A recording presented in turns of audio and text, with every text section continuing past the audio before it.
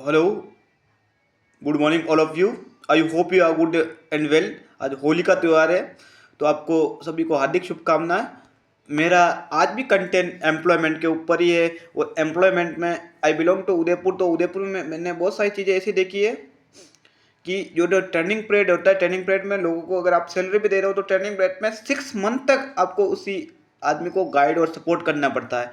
और lack of guide and support की वजह से एम्प्लॉय चले जाते हैं उदयपुर में। और दोष एम्प्लॉय के ऊपर निकाला जाता है कि ये काम करना नहीं चाहता, फर्स्ट। और सेकंड अटेम्प्ट कोई एडवांस वर्जन की चीज़ें उदयपुर में ऐसी चीज़ें डाली नहीं है। एज आर्टिफिशियल इंटेलिजेंस है, इसको भी फ्री ऑफ कॉस्ट ही किया जाना चाहिए।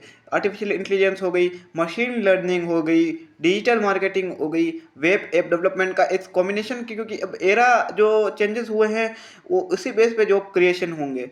और अकाउंटिंग और टैक्सेशन में, अकाउंटिंग में मैंने काम कर रखा है, तो टैक्सेशन और ऑडिट में न तो टाइमिंग फिक्स रहती है, वो जो टाइम पे देते हैं उदयपुर वाले, वहाँ पे एम्प्लॉय भी कुछ टाइम पे नहीं। मैंने बहुत सारी जॉब करी, तो मैं सबसे ज़्यादा पहले पहुँचना, करना, वो करना, तो उसको लेक ऑफ सपोर्ट मिलता है। तो ऊपर क्या है यार, कोई कुछ आता नहीं जाता नहीं, बहुत ही लेक ऑफ ये जो कम्युनिकेशन स्किल्स है उदयपुर में डरा के रखा जाता है। एम्प्लॉय डरते हैं एम्प्लॉयर से या मालिक से, उसके ओनर से डरते हैं, बात से नहीं करते, कम्युनिकेट नहीं करते।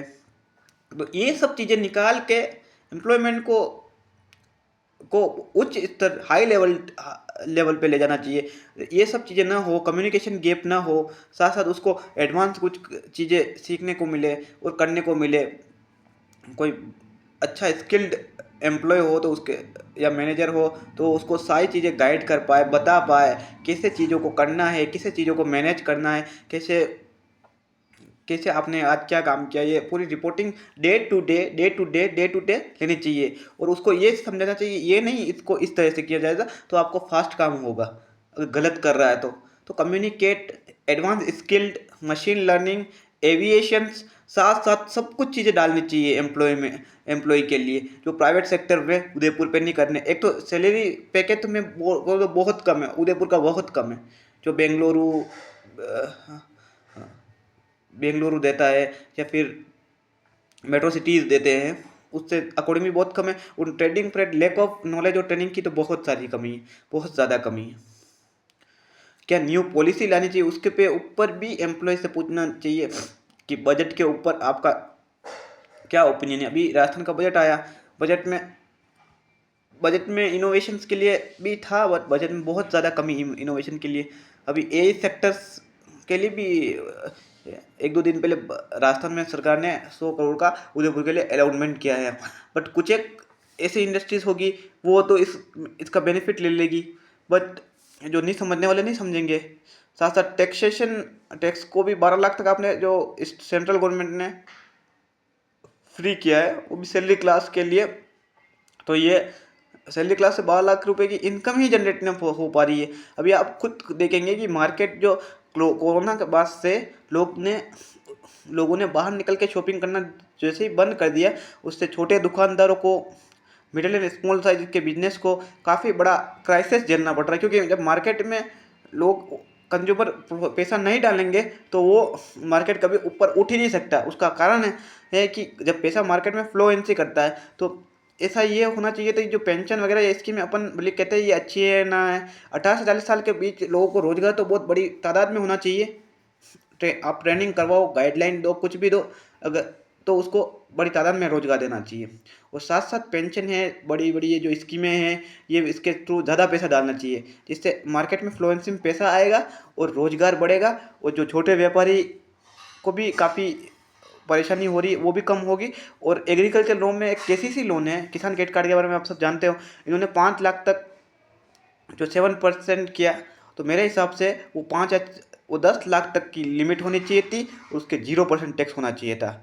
और क्रॉप बार बार ख़राब होती है, और क्रॉप इंश्योरेंस कंपनी के ऊपर मैं बोलना चाहूँ कि कभी इंश्योरेंस टाइम पे आता नहीं। किसानों की स्थिति तो आज स्थिति भली पीएम किसान निधि बहुत सारी स्कीमें चलाने से कुछ नहीं होता। अगर प्रैक्टिकली लाइफ में उतरोगे तो प्रोडक्ट, ग्लोबल वार्मिंग की वजह से बहुत ज़्यादा एग्रीकल्चर फार्मिंग सेक्टर पर भी बहुत ज़्यादा इफेक्ट पड़ा है। और फार्मिंग सेक्टर को इम्प्रूव करने के लिए किसानों के खाते में पैसा डालना पड़ेगा, भूमि सुधार करनी पड़ेगी, भूमि का जल स्तर को बढ़ाना पड़ेगा, साथ साथ उनको जो एमएसपी लीगल गारंटी की जो डिमांड कर रहे हैं उसको भी ज़्यादा बढ़ाना पड़ेगा। C2+50%, इसके अकॉर्डिंग किसानों को एमएसपी मिलनी चाहिए।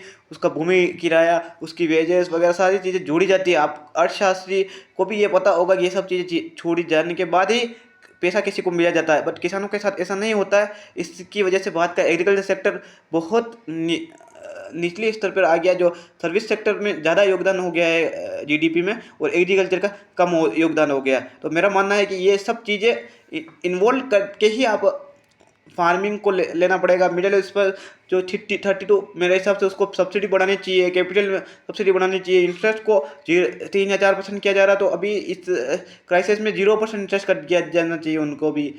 और उसके अलावा एम्प्लॉय को, जो एम्प्लॉयर होता है उसको भी ज़्यादा बेनिफिट दिया जाना चाहिए।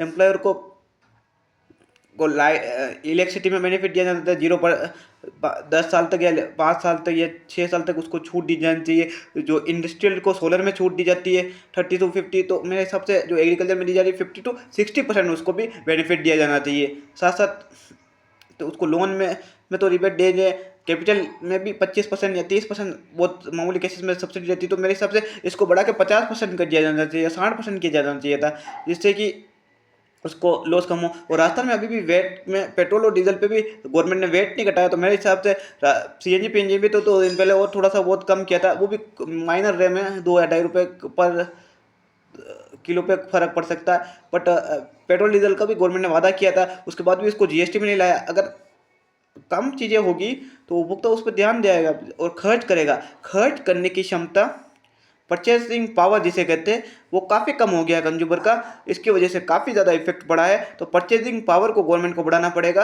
और गवर्नमेंट बढ़ाने के लिए, क्योंकि लोगों के पास पैसा है ही नहीं, रोजगार है ही नहीं, और रोजगार बहुत कम है, और रोजगार है तो वो सिर्फ गुजारा करने का जितना है, पैसा है ही नहीं। और मार्केट में पैसा इस मात्रा में आना चाहिए कि लोग परचेजिंग कर पाए। कंफर्ट जोन के लिए जो टीवी, फ्रिज, वॉशिंग मशीन और बहुत सारी चीज़ें कंफर्ट जोन के लिए परचेज कर पाए, जिससे मार्केट में फ्लोएंसी आए और मार्केट में वापस ये जो दुकानदारों की हालत ख़राब हुई है, रिटेल और स्मॉल साइज बिजनेस खराब हुए हैं, एग्रीकल्चर सेक्टर खराब हुआ, सारा सेक्टर एक ही बार में मंदी के दोष से बंद हो जाए और अच्छी तरीके से गुजर पाए। अर्थव्यवस्था में जो मंदी है वो बंद हो, मंदी की जगह डिमांड बढ़ती रहे और सप्लाई और चेन की ये कड़ी चलती रहे। Thank you for listening to me. हमारा वीडियो आपको अच्छा लगे इसे लाइक शेयर सब्सक्राइब कर दीजिएगा। और मेरे तो 2-4 पॉइंट थे। छोटे दुकानदारों के लिए भी सब्सिडी की स्कीम लानी चाहिए, पेंशन की स्कीम लानी चाहिए, और जो सब्सिडी है उसको बढ़ोतरी करनी चाहिए। उसको जो 3-4% भी रिबेट मिल रहा है, उसको रिबेट तो रिबेट की जगह 0% ही कर दो, तो उसको व्यापारी को भी सहूलियत होगी। Small and medium size businesses को बढ़ावा देने के लिए और भी बहुत कुछ उपाय करने चाहिए। Thank you for listening to me. मेरा वीडियो आपको अच्छा लगे इसे लाइक शेयर सब्सक्राइब कर दीजिएगा।